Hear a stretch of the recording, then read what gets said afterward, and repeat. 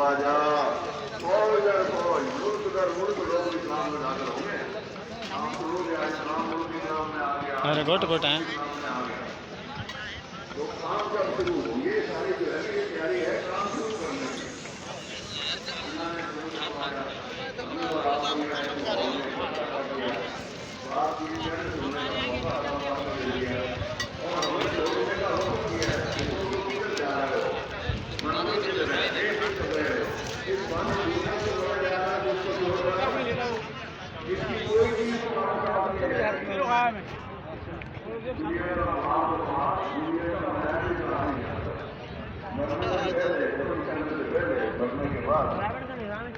क्या करते हैं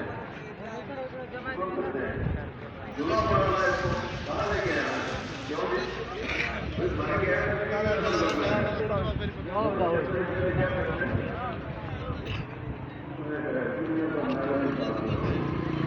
ये अस्ते कितने जुड़े हैं